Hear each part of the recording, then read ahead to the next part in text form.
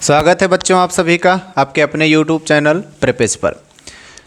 Video की श्रृंखला में हमने रचनात्मक लेख अभी जो पढ़ा उसमें हम देखते आए हैं कि समसामयिक विषय जिसको हम कह सकते हैं कि करंट में जो चल रहा है हमारे यहाँ क्या कुछ घटित हो रहा है उनके ऊपर हमने रचनात्मक लेख पढ़ा और उसमें कुछ एक दो ऐसे भी टॉपिक के ऊपर हमने रचनात्मक लेख लिखने का अभ्यास किया जिसमें हम उस पर क्या अपना मनोवैज्ञानिक विश्लेषण दे सकते हैं उन सब के बारे में।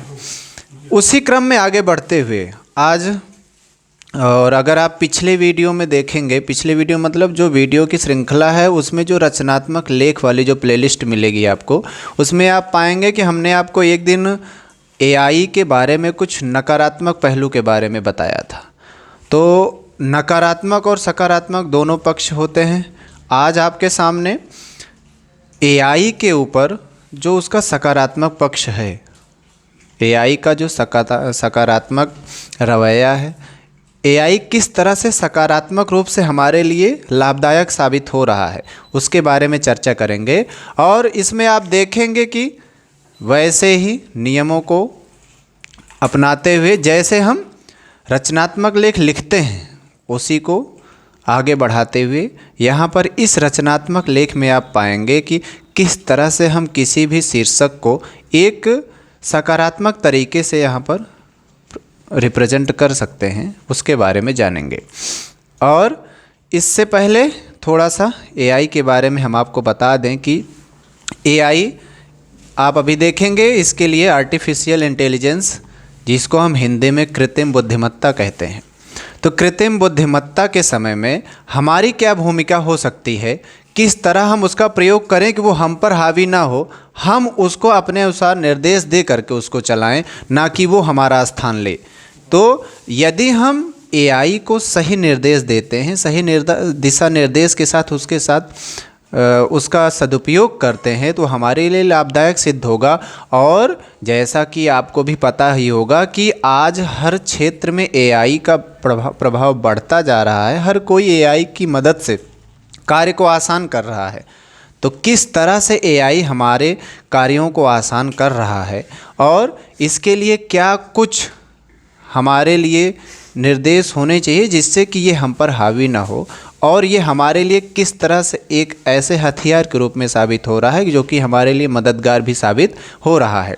तो इन सब के बारे में, इन सब बिंदुओं पर हम चर्चा करेंगे। और इन सब बिंदुओं पर चर्चा करते हुए किस तरह से रचनात्मक लेख में हम शब्दों को ठीक तरीके से व्यवस्थित करके उनको ठीक से ऐसे लिखेंगे कि जिससे उनका जो क्रमबद्ध है लिखने का वो क्रमबद्धता बनी रहे और जो आपका रचनात्मक लेख है उसमें कथानक वाली जो भूमिका है वह पूरी सही से साबित हो। तो बिना समय को ज़्यादा खराब किए हुए आइए देखते हैं कि एआई और एआई के समय में हमारी या मानव की क्या भूमिका होनी चाहिए उसके बारे में चर्चा करते हैं और रचनात्मक लेख लिखते हैं। कृत्रिम बुद्धिमत्ता के युग में मानव की भूमिका।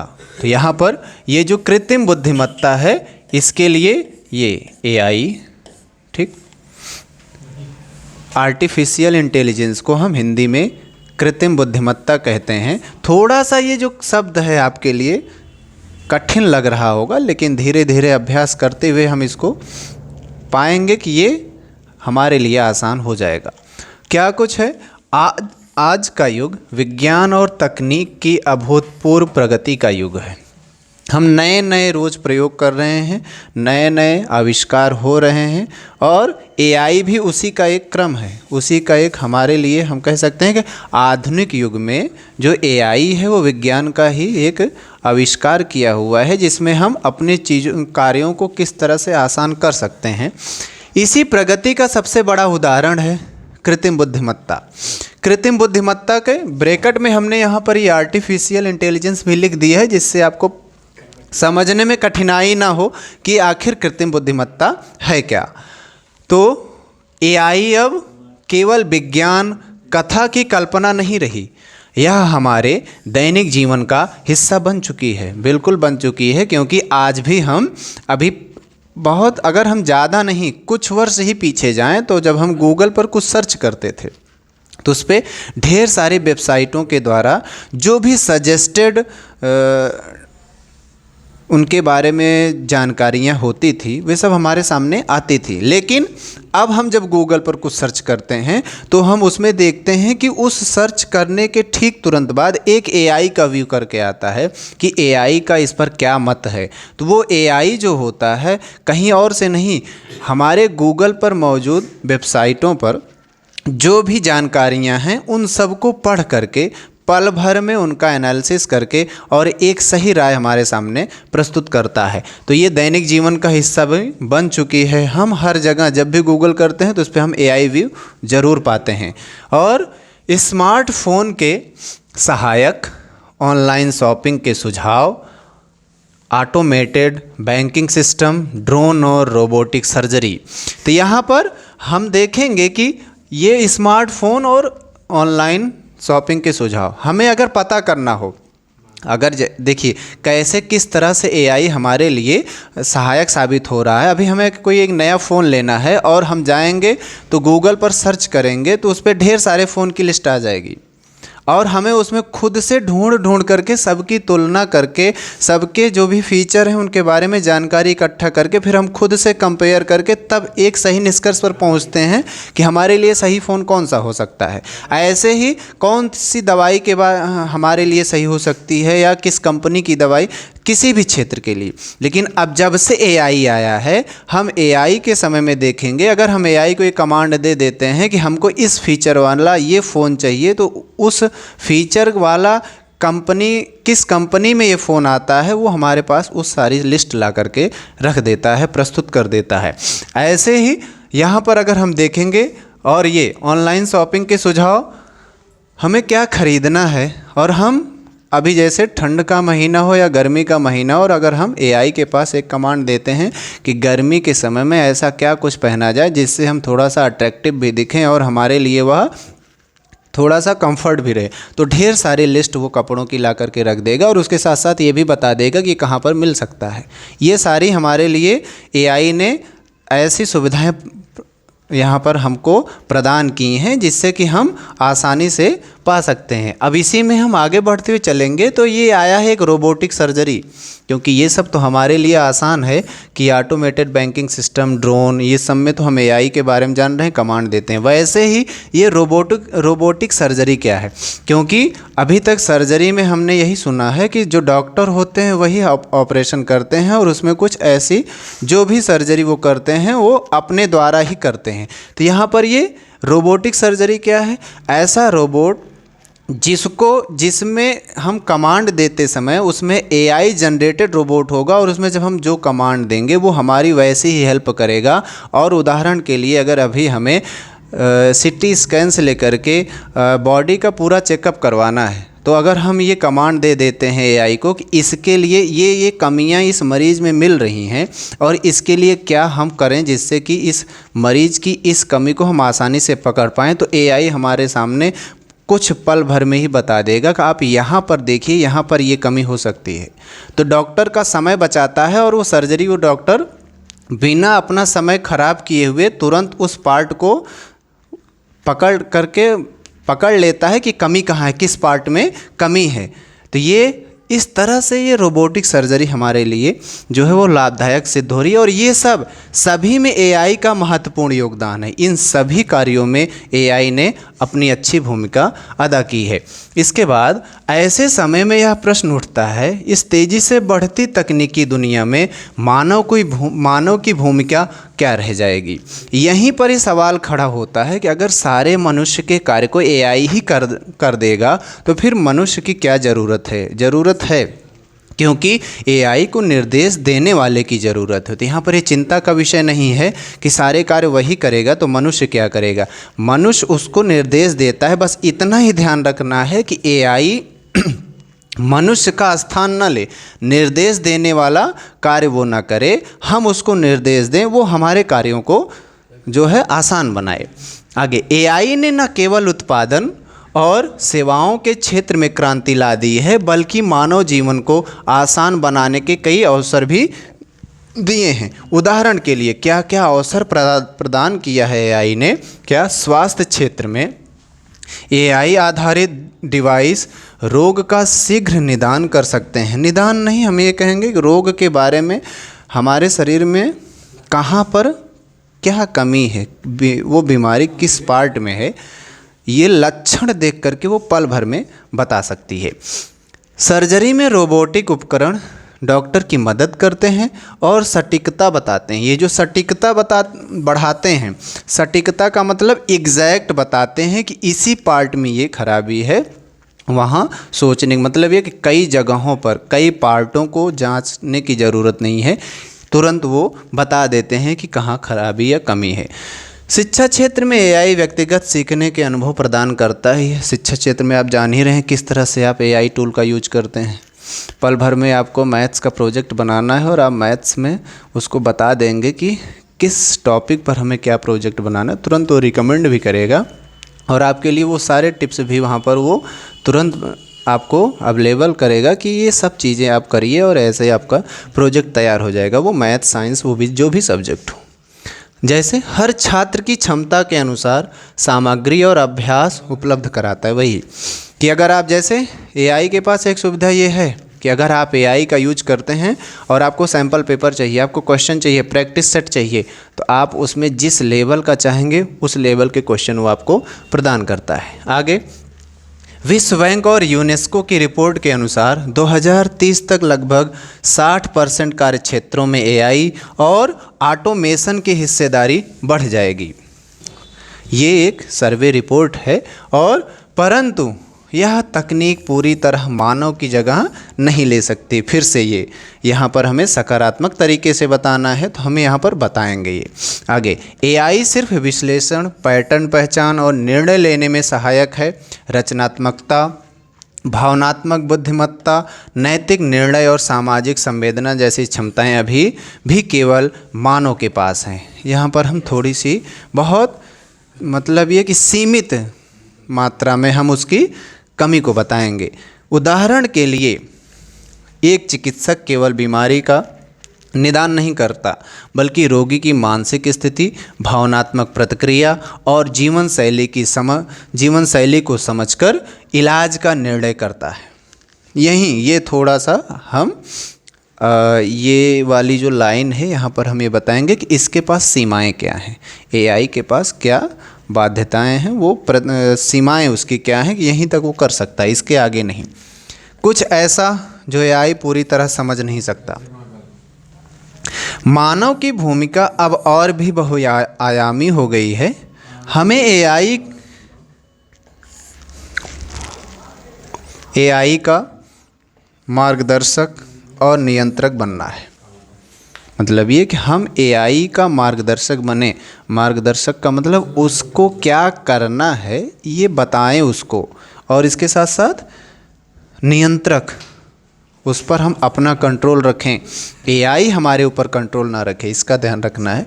आगे, शिक्षित और तकनीकी रूप से सशक्त युवा भविष्य में एआई के विकास और उसका जिम्मेदार उपयोग सुनिश्चित करेंगे। उद्योगों में मानव केवल मशीन का ऑपरेटर ही नहीं बल्कि डिज़ाइनर, मॉडरेटर और एथिकल ऑडिटर भी बनेगा। ये सब चीज़ें हैं जो कि आने वाली संभावनाएं हैं भविष्य में। एआई को नैतिक और सामाजिक ढांचे में काम करने के लिए मानव निर्णय और निगरानी अनिवार्य है। ये वाली बातें कि यहाँ पर नैतिक और सामाजिक ढांचे में काम करने के लिए ये मनुष्य ही करवा सकता है, नहीं तो एआई को ये नहीं पता है कि आपके सामने कब और क्या प्रस्तुत करना है। आप जब तक उसे ये कमांड नहीं देंगे, एआई के पास यह भी नहीं पता है उसको कि हम किस व्यक्ति के पास इस समय कौन सी इमोशंस हैं और उसके अनुसार उसको वो चीज़ें दें। तो ये जब तक है, यहाँ पर यही मनुष्य का जो कार्य है वो निर्देशक का यही बनता है कि जब तक हम उसे निर्देश नहीं देते हैं तब तक वो हमारे अनुसार हमारे चीज़ें को हमारे सामने नहीं ला कर दे सकता है। साथ ही एआई का विकास रोजगार की दुनिया में भी परिवर्तन ला रहा है। कुछ पारंपरिक नौकरियां घट रही हैं, पर नए क्षेत्रों में रोज़गार के अवसर भी बढ़ रहे हैं। इससे थोड़ा सा ये बताएंगे यहाँ पर कि उससे कुछ जो रोज़गार हैं वो कम हुए हैं, लेकिन इससे नए नए रोज़गार भी उपलब्ध हुए हैं। कि जैसे कंप्यूटर जब आया तो वो बहुत सारी चीज़ों को आसान किया, तो इसका मतलब ये नहीं कि कई लोगों को नौकरी से हटा दिया। कुछ लोगों के रोज़गार गए, लेकिन कंप्यूटर चलाने की जो स्किल है उसको सबको आया नहीं शुरुआत में ही, तो उसको बताने के लिए भी तो किसी की ज़रूरत पड़ी, सिखाने की भी। तो यहाँ भी तो एक नया अवसर उपलब्ध हुआ। ऐसे ही एआई के लिए भी आने वाले समय में ये रोज़गार के उपलब्ध भी प्रदान करेगा। Data analyst, robotic engineer, AI trainer, cyber सुरक्षा विशेषज्ञ, ये नए पेशे मानव और तकनीक के सहयोग का प्रतीक है। ये सब रोज़गार के अवसर वो उपलब्ध करवाएगा कौन? एआई। इस बदलती दुनिया में मानव का मुख्य कर्तव्य न केवल एआई का संचालन करना, बल्कि उसे सामाजिक हित और मानव कल्याण के लिए लागू करना है। यहाँ पर एआई का केवल संचालन ही नहीं करना है, सामाजिक हित का मतलब अब एआई को नहीं पता है कि आप बम बनाने के लिए सीख रहे हैं तो उसको ले जा कर के कहीं पर आप विस्फोट ही करेंगे। एआई से आप पूछेंगे तो तुरंत आपको वो सारी चीज़ें बताएगा, वो सारी विधियां भी बताएगा। लेकिन वो यहाँ पर सामाजिक हित का ध्यान रखना है कि ये जब तक कोई निर्देशक नहीं होगा तब तक ये पता नहीं चलेगा कि हमको ऐसी चीज़ों को नहीं सीखना है। आगे अंततः अब हम यहाँ पर जो ये सामाजिक हित की बात आई है, अगर हम ऐसा कुछ भी एआई से पूछते हैं जिससे कि सामाजिक हित नहीं होता है, समाज का नुकसान होता है, सार्वजनिक रूप से वो अहितकारी साबित होता है, तो इसके लिए आपको दंडित भी किया जा सकता है। इसीलिए आप ऐसी चीज़ों को बिल्कुल भी ना सर्च करिए एआई का यूज करके, या ऐसी चीज़ों को एआई से बिल्कुल मत सीखिए जिससे कि आप सामाजिक अहित करें। या ऐसा कुछ भी आप बिल्कुल नहीं कर सकते हैं जिससे कि सार्वजनिक रूप से जो हमारी सरकारी संपत्ति है या फिर किसी भी पब्लिक प्लेस पर आप लोगों को क्षति पहुंचाएं। अगर ऐसा करते हैं तो आपको दंडित भी किया जाएगा। और दंडित किया क्या जाएगा? आप जैसे ही सर्च करते हैं पुलिस आपको पकड़ कर ले जाएगी और फिर आपको उसके बदले में उसका भुगतान भी करना होगा। तो ऐसी चीज़ों से हमें बच के रहना है। जो ये सामाजिक हित वाली बात आई है यहाँ पर, इसका ज़रूर ध्यान रखना है कि हम ऐसी किसी भी चीज़ के बारे में सर्च ना करें, ऐसी कोई भी तकनीक के बारे में ना सीखें, ऐसी कोई भी वस्तु बनाने के बारे में ना सीखें एआई के द्वारा जिससे कि सामाजिक अहित हो, समाज का नुकसान हो और सार्वजनिक रूप से आप किसी का अहित करें। इसके लिए दंड का भी प्रावधान है, इसका भी ध्यान रखेंगे आप। आगे है, हम निष्कर्ष फिर से बताते हुए आगे, कृत्रिम बुद्धिमत्ता का युग में मानव केवल तकनीक का उपयोग करता ही नहीं बल्कि उसकी दिशा तय करने वाला, उसका नैतिक और रचनात्मक मार्गदर्शक भी है। यही कि यदि हम ऐसा कुछ भी उससे सीखते हैं एआई के द्वारा, यहीं पर ये जो मार्गदर्शक वाली बात आई है, यहाँ पर निर्देश देने की ज़रूरत है। यहाँ पर जो मनुष्य की भूमिका है वह निर्देशक का कार्य करना है, जिससे कि कोई भी व्यक्ति एआई के द्वारा ऐसी कोई गतिविधि न करे जिससे कि सामाजिक अहित हो। ऐसा, और इसके साथ साथ यहाँ पर एक और बात आई है, नैतिक।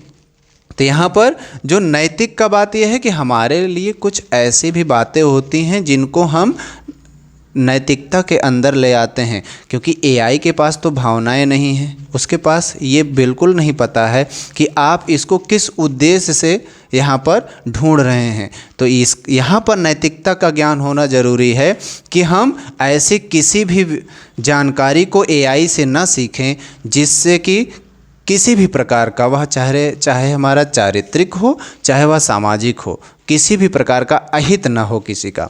इसका हमें ध्यान रखना है। इसके बाद एआई हमारी क्षमताओं को बढ़ा सकता है, पर हमारी संवेदनाएं, निर्णय क्षमता और नैतिकता ही उसे सही दिशा में रख सकती हैं। निष्कर्ष यही बिल्कुल कह रहा है कि हम ऐसी चीज़ों को बिल्कुल भी ना सीखें जो कि किसी का नुकसान करें, किसी का अहित करें।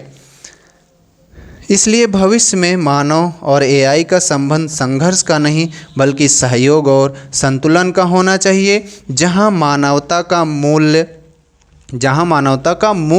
मूल्य बने। मतलब ये कि मानवता का हम मनुष्य हैं और हमारे अंदर मनुष्यता होनी चाहिए, मानवता होनी चाहिए, लोगों की मदद करने की हमारे अंदर इच्छा होनी चाहिए, ना कि लोगों की हम कुछ किसी ऐसी अपनी गतिविधि के द्वारा या ऐसे कार्य के द्वारा लोगों का अहित करें। इसके बाद और तकनीक हमारे जीवन को बेहतर बनाने का साधन बन जाए। ये एआई के युग में मानव की भूमिका के ऊपर, कृत्रिम बुद्धिमत्ता के युग में मानव की भूमिका के ऊपर एक रचनात्मक लेख पूरा हुआ। कैसे? अब देखिए, अब इसमें हम आपको वो सब बातें बताए हैं जो कि सकारात्मक तरीके से हम एआई का प्रयोग कर सकते हैं। लेकिन फिर से एक बार वही कि ये इनका जो प्रारूप होगा, ये रचनात्मक लेख का जो प्रारूप होता है वो इसमें कहाँ किस प्रकार से है वो बताते हैं आपको। अगर देखेंगे आप तो ये यहाँ से लेकर के यहाँ तक ये भूमिका वाला पार्ट है।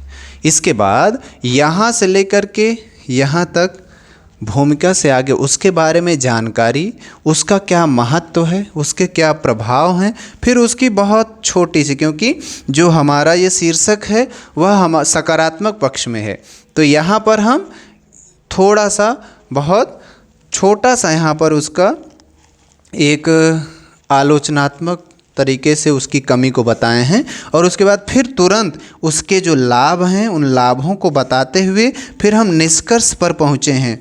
निष्कर्ष वाला जो पार्ट है वो सबसे लास्ट में हमने दिया है। और इस प्रकार से जो एआई का भूमिका और भूमिका के बाद फिर उसके बारे में जानकारी देते हुए उसके प्रभाव, उससे लाभ और फिर क्या सुझाव हैं, फिर निष्कर्ष, इस प्रकार से जो रचनात्मक लेख का प्रारूप होता है वो यहाँ पर हमने पूरी तरीके से फॉलो किया है।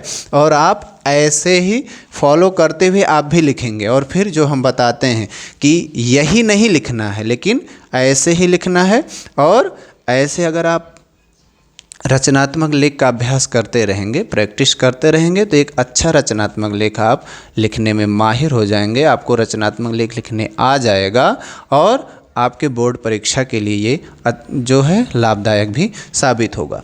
तो इसको आप नोट कर लीजिए। और इसके बाद फिर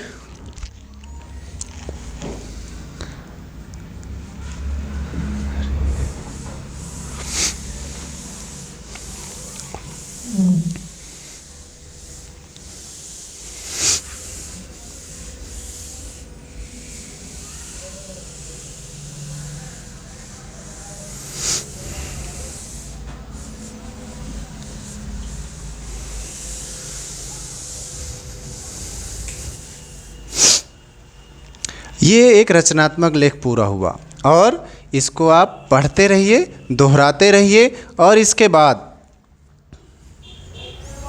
अगले वीडियो में आपसे मिलेंगे, और अगले वीडियो में आप पाएंगे कि जो अभी बोर्ड परीक्षा की दृष्टि से किस विषय पर रचनात्मक लेख लिखने के लिए सीबीएसई द्वारा दिया जा सकता है उस पर भी हम चर्चा करेंगे। और ये आपके अभ्यास करने के लिए था, प्रैक्टिस सेट जिसको हम कह सकते हैं, उसकी श्रृंखला में ये वीडियो पूरा हुआ।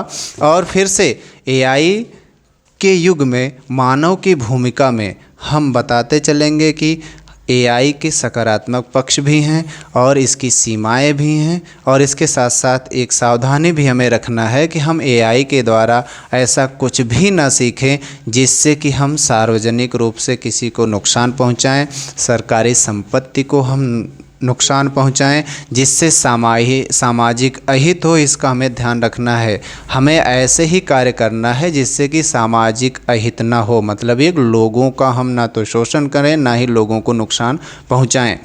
ये आप ध्यान रखेंगे, और इसके साथ आप इसको पढ़ते रहिए, दोहराते रहिए। फिर से मिलेंगे आपसे अगले वीडियो में, तब तक के लिए आपको धन्यवाद।